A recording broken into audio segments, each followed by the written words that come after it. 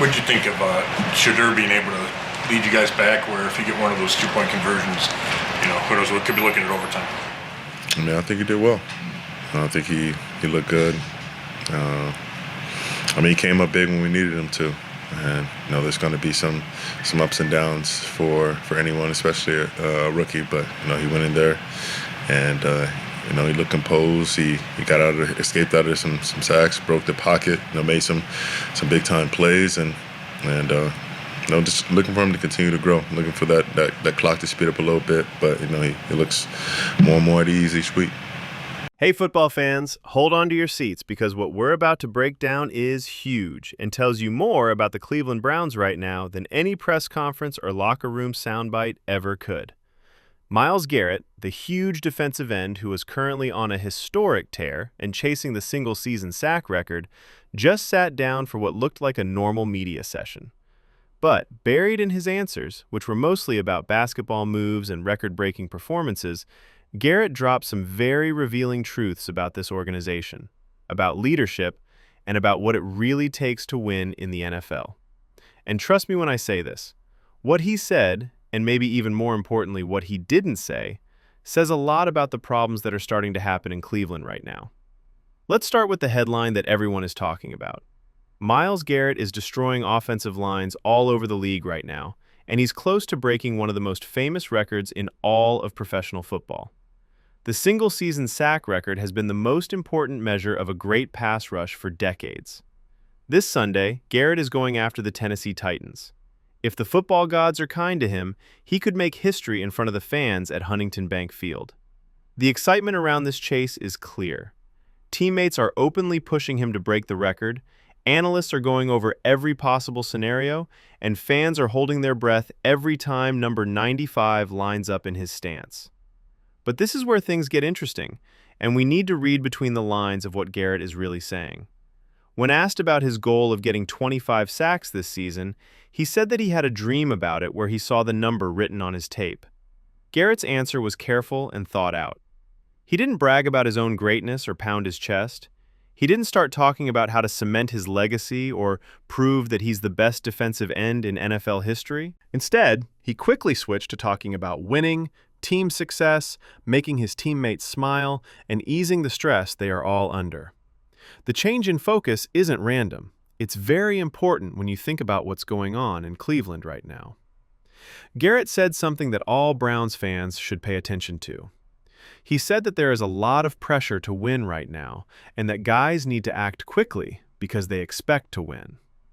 Then he said this important thing about how his sacks helped with that. Garrett is politely dancing around the uncomfortable truth without saying it directly. The defensive end is carrying the hopes of the whole franchise on his shoulders. The fact that his individual performance has become the main story, pushing everything else to the side, is a huge sign that the organization's leadership and structure are weak. You don't need your defensive end to do this all by himself if your team is working well, your coach is good, and your leader is strong. You have things to do in all three parts of the game. You have an offense that can score points on a regular basis. You coach in a way that helps the whole team succeed instead of relying on one amazing athlete to carry everyone else. Pay close attention to what Garrett says over and over again when he talks about his relationship with his teammates and the success of the defense. He says that good coaching has helped him learn more about football and improve his rushing technique. He talks about how his teammates work with him at a high level, make chances, and do games and stunts well. He says that this is something he hasn't seen in the league before, but it's only gotten better and better. At first glance, it sounds like Garrett is praising the current coaching staff and giving them credit for his success. But think about what he's really saying. Basically, he's saying that for many years of his career in Cleveland, he didn't have the coaching or the teammates to help him reach his full potential. That has only changed recently, and even now, the focus is still on the defensive side of the ball. Pay attention to what Garrett doesn't talk about at all during this press conference. He doesn't say anything about the coaches on offense. He doesn't say anything good about Kevin Stefanski's overall leadership of the team. He doesn't talk about the offensive game planning or how the offense's success is helping the defense. There is no talk about complementary football, where the offense keeps drives going and gives the defense a break. Instead, when he talks about how well the team is doing, he only talks about the defense, the defensive coaching, and how well the defensive players work together. That's not a coincidence, and it screams what everyone already knows. The Cleveland offense is a total mess, and even the team's best player can't pretend it's not. When Garrett talks about what he wants most, it's the most brutally honest part of the whole session. A reporter asks if he feels pressure to break the record and if he wants to do it as soon as possible. Garrett's answer is quick and clear. He says that winning is the most important thing to him. He wants the record to come with a win. He would rather not get any sacks in a win than get personal glory in a loss. He says he wants to see the smiles on his teammates' faces after they win and the stress leaving their shoulders. Then there's this horrible line about how there should be a lot of pressure to win right now. There should be a sense of urgency, and the guys should expect to win. There is a lot of subtext in what Garrett is saying, so let's break it down. He is basically saying that this team, even though they have some of the best players in the league at several positions, one of the best defensive players in the league, and every reason to be competitive, keeps losing games they should win. The pressure he's talking about isn't the same kind of pressure that all NFL teams feel to win. This is the kind of pressure that builds in dysfunctional organizations, when players know they're better than their record shows, but they can't figure out how to turn that talent into wins. That has to do with coaching. That's a problem with leadership. Garrett, being the consummate professional and team leader that he is saying it as politely as possible without directly calling out his head coach. Garrett's answer to the question of whether he feels like he's hit another gear this season is very telling. He says he doesn't think there's another gear, and that he's been working at the same level for the last 4 or 5 years. He says that the sudden rise in his statistics isn't because he's suddenly playing better, but because he finally has great coaching and great teammates who are winning their matchups and making chances. Consider what that statement means. Myles Garrett is basically saying that he's always been this good, but only now are the coaches and the way the team is built letting him show it on the field.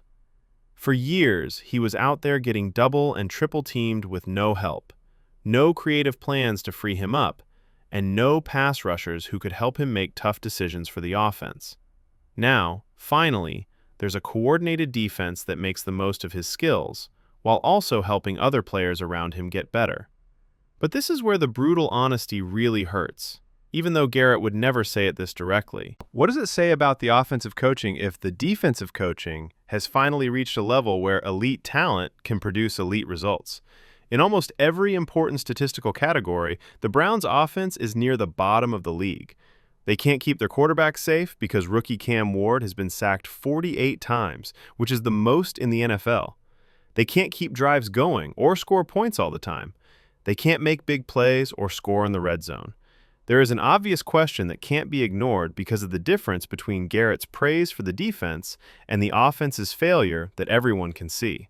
Why is one side of the ball doing so well with the current coach, while the other side is falling apart? Kevin Stefanski is supposed to be a head coach who focuses on offense. He won Coach of the Year mostly because of how well he called plays and set up his offense. His whole reputation was based on being a creative offensive genius who could get players open and make the most of limited talent. But now it's 2024, and the Browns' offense is a total mess, while Jim Schwartz's defense is playing at an elite level and carrying the whole team. It's not subtle that Garrett praises the defensive coaching and execution while carefully avoiding talking about the offense. It's a polite way to point out the huge difference in coaching quality between the two sides of the ball. It's especially interesting how Garrett talks about Cam Ward and the Tennessee Titans quarterback getting sacked 48 times this season. He says that Ward just needs time for the game to slow down, how he needs to get used to the flow and speed more, how he has a lot of potential but needs to work on his skills. It's a fair and respectful review that doesn't put down the other quarterback. But here's why it's interesting in light of what happened in Cleveland. You could use the same kind of analysis on Shedeur Sanders or any other young quarterback who wants to get better in Cleveland's offense.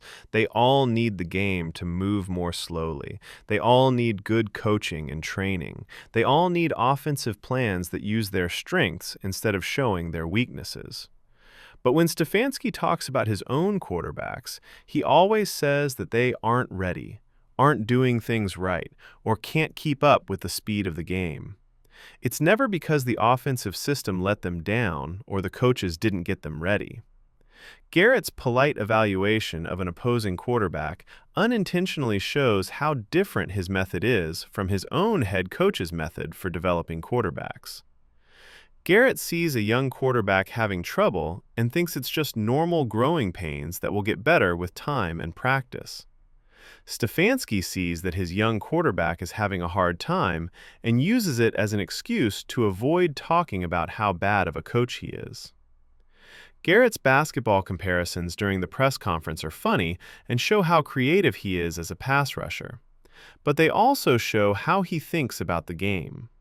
He talks about making space on purpose, looking at NBA players for ideas, and thinking of pass rushing as like playing basketball, where you need room to move.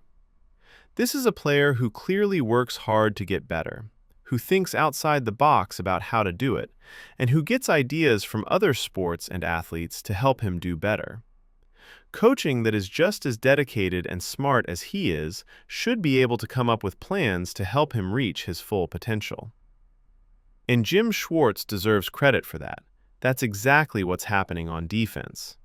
The defensive coaches are clearly putting Garrett in positions to succeed by moving him around the formation to create good matchups, running stunts and games that free him up, and developing other pass rushers so that offenses can't just focus on number 95. That's how a good coach should act. You take your best player, figure out what makes him great, and then make a system that makes his strengths even stronger and his weaknesses less of a problem. The whole problem with Kevin Stefanski's leadership right now is that this is happening on defense but not on offense. When Garrett says he wants the record-breaking sack to look like a game winner, it's another moment of brutal honesty mixed with a competitive mindset. He says that personal achievements don't matter if they don't help the team win. He would give up his own glory for wins in a heartbeat. But the underlying meaning hurts. He knows that even if he breaks the record and has one of the best defensive seasons in NFL history, it might all be for nothing if the other team can't do their part. Being an elite player on a poorly coached team is frustrating. You can do everything right and play at a Hall of Fame level, but you can still lose your season because of things you can't control. It's powerful and revealing when Garrett talks about Trent Williams hugging him after their fight and calling him the best ever to do it. This is one of the best offensive linemen in NFL history. A player who has blocked every great pass rusher of his time says, "Garrett is the best." That's the highest praise a competitor can give, and it shows how great Garrett's play has been this year. But it also brings up something that Browns fans find very annoying. They have what some people say is the best defensive player in football, a once-in-a-lifetime talent that even their opponents say can't be stopped. But they still have a losing record because they can't score points or protect their own quarterback. The head coach is to blame for the big difference between great defense and terrible offense. Kevin Stefanski is in charge of both offense and defense. He is in charge of hiring and overseeing coordinators. He is in charge of planning and preparing for the whole game. He is in charge of making sure that all three parts of the team are working together. His failure as a leader is clear in the fact that defense is doing well while offense is failing. You can't give him credit for the good defense and then let him off the hook for the bad offense. Being a leader means being responsible for everyone in the organization. Garrett's comments about how his teammates rallied around him and wanted to help him break the record are very moving and show how close-knit and supportive the defensive side of the ball is. These guys are doing a great job, not just for themselves, but also for each other. They respect Garrett and want him to do well, so they're giving him chances. That's how good team chemistry looks. But again, keep in mind that all of this good team culture stuff is only about the defense. We haven't heard any stories about the offensive line coming together to protect Sanders better. We're not hearing about receivers working harder to get open and help their quarterback do well. There is a clear cultural gap between the two sides of the ball. It's both inspiring and sad to hear Garrett say that 3 years ago he set the goal of 25 sacks after having a dream about it. It's inspiring because it shows how much he believes in himself and how he can see himself succeeding. It's sad because it shows that he's been focusing on individual success instead of team championships. This is probably because he knows that team success might not be possible because of the problems with the organization around him. Elite players on well-coached teams don't need to set personal statistical goals to stay motivated because they're going for Super Bowls. Garrett's biggest goal for years has been to achieve personal success. This makes it seem like he doesn't believe the team can win championships with the current leadership. Garrett's comment about wanting his teammates to get their numbers and returning the favor shows that he puts his team first, even when he's trying to break records. But it also unintentionally shows how different the defensive and offensive strategies are. On defense, they work together to help each other succeed by making chances for their teammates and celebrating their team's success. It often looks like every player on offense is alone and having a hard time, without the coordinated planning and help that good offensive coaching gives. The difference couldn't be clearer or more damaging for Stefanski's offensive system. Garrett stays very diplomatic and professional during the whole press conference. He never directly criticizes Stefanski or the coaches on the offensive side. He doesn't blame his teammates or complain about not getting enough help. He always puts a positive spin on things and gives his coaches and teammates credit for his success. But if you pay close attention to what he talks about and what he doesn't talk about, the truth becomes very clear. The defense of this group is well coached and playing at an elite level. The offense is a complete disaster that is wasting a great defensive performance. And the head coach, who is in charge of coordinating both sides, has completely failed in that basic job. The pressure that Garrett keeps talking about, the need to win and the sense of urgency that he says should be there and clearly is in that locker room, makes things impossible for the players. They know they have the skills to compete. They know they have one of the best defenders in the league. They know they should be winning more games. But week after week, they watch their offense mess up their great defense, and all they can do is work harder and hope things change. That kind of frustration, where effort doesn't match results, hurts team morale over time and causes the same kinds of locker room problems we've seen with sideline fights and players speaking out. Myles Garrett is having one of the best defensive seasons in NFL history. He is on track to break records that have been around for a long time. Hall of Fame offensive linemen are saying he's the best ever because he's beating his opponents so badly. His teammates are coming together to support him. His defensive coaches are coming up with good plans to make the most of his skills. But all of that greatness is going to waste because the other side of the ball, which is the side that the head coach, who is supposed to be an offensive genius, is in charge of, isn't working at all. Garrett didn't do that. The defense is not to blame for that. It's not even all the players' fault on offense. A lot of them are young and still learning and don't have the right support. At the highest level, that's a failure of coaching. And it's a failure on Kevin Stefanski's part. You can't help but come to that conclusion when you really listen to what Garrett is saying and read between the lines of what he says. He is telling you the truth about how this group doesn't work.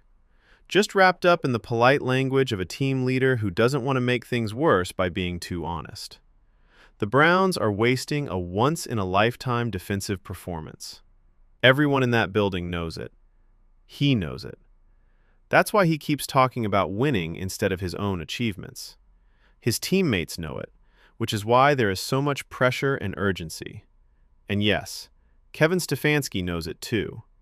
That's why he keeps making excuses and blaming others instead of taking real responsibility.